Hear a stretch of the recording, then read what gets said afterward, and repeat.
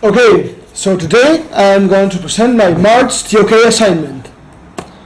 So, what was the real life situation? Well, the real life situation was that the Spanish combined Christian traditions and styles of arts with folkloric Andean characteristics during the 17th and 18th century art in Peru. This, as we can see in this painting, we can see the traditional Last Supper, in which Jesus is surrounded by his 12 disciples. But of course, if you notice meticulously on the painting, there is a strange difference on this painting. We can see that in the center is a cuy chactado. This is a traditional Andean plate. And we can see how the Spanish were trying to sell traditional Christian values to the Andean people by using characteristics and details which they would feel comfortable with. Because of course, if they placed foods on the table which the Andean people would not be able to recognize, that would be the point. They were trying to evangelize more peoples. That is why they had to adapt religion to the. They had to apply religion with art. They had to apply art in order to evangelize the Indians in Peru. And this goes to my knowledge issue. Can authority change a society's culture through art?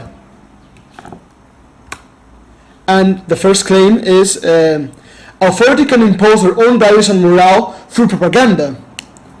And propaganda is a sort of art, for it is an audience and an intention to express their own message. This is important because we can see how throughout history governments have used propaganda in order to express their own political agendas to the people of their countries, being in the communist USSR or in the capitalist Cold War America, where they wanted to portray communists as being the bad guys in their TV shows, in their billboards, in all the art of the United States.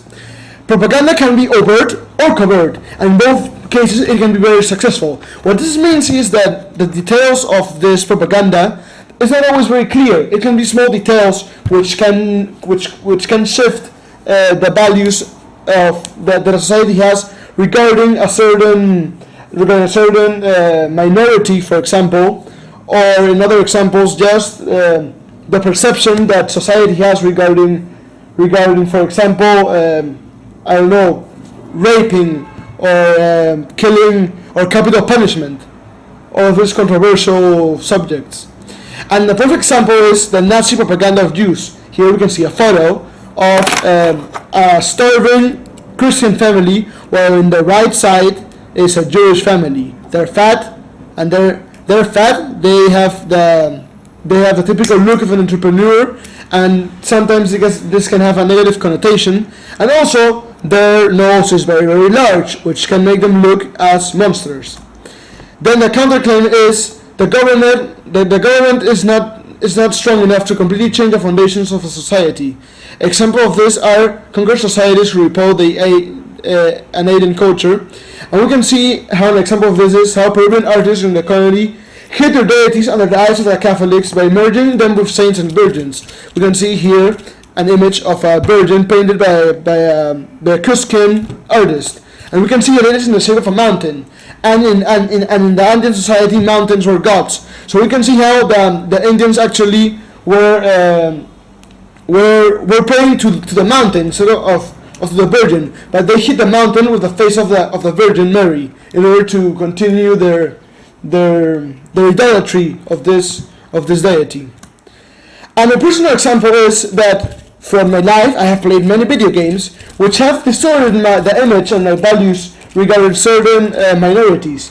For example, my perception of Muslims is distorted after playing games in which Arabs are always the bad guys. The example of this is Call of Duty 4, in which a radical Islam fanatic blows up an atomic bomb, and you need to hunt him down throughout all the world in order to kill him and bring stability and peace to the world.